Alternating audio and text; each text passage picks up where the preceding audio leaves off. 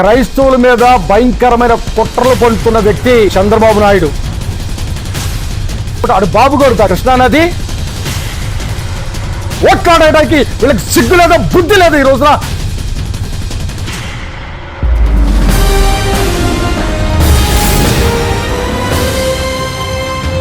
ఈ రోజున అవనిగడ్డ రావటం జరిగింది.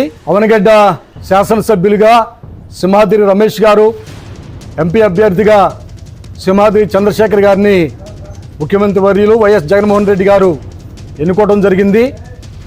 ఈ రోజున రాష్ట్ర వ్యాప్తంగా చూస్తున్నట్లయితే క్రైస్తవుల మీద భయంకరమైన కుట్రలు పండుతున్న వ్యక్తి చంద్రబాబు నాయుడు. చంద్రబాబు నాయుడు ఒక క్రైస్తవ ద్రోహి. చంద్రబాబు నాయుడు ఒక క్రైస్తవ ద్రోహి. క్రైస్తవులను నాశనం చేయడానికి, క్రైస్తవులను ఇబ్బంది పెట్టడానికి రకరకాల ప్రయత్నాలు చేశాడు. ఈ రోజున కూటమి పేరుతో చంద్రబాబు పవన్ కళ్యాణ్ కృష్ణానదిలో బాప్తీసాలు ఇస్తుంటే పవన్ కళ్యాణ్ వాగిన వాగుడేమిటంటే క్రైస్తవులు మత మార్పులు చేస్తారు, బాప్తీసాలు ఇవ్వడం. అటు బాబు కొడుతా కృష్ణానదిలో బాప్తీసాలు ఇస్తున్నాడు బాబు కొడుతా.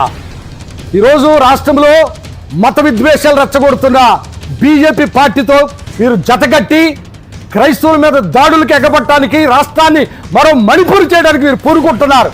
ఈ రోజున సిగ్గుమాల రాజకీయం చేస్తూ క్రైస్తవుల దగ్గరికి వచ్చి ఓట్లాడడానికి వీళ్ళకి సిగ్గు లేదా బుద్ధి లేదా ఈ రోజున మేము అడుగుతున్నాం. ఒకటే గమనించుకోండి, చంద్రబాబు నాయుడు పవన్ కళ్యాణ్కి మేము చెప్తున్నది ఒకటే, ఓటు అనే ఆయుధంతో రాష్ట్ర ప్రజలు నిన్ను చెప్పుతో కొట్టినట్టు కొట్టడానికి రాష్ట్ర ప్రజలు సిద్ధంగా ఉన్నారు. ఏమాత్రం డౌట్ లేదు.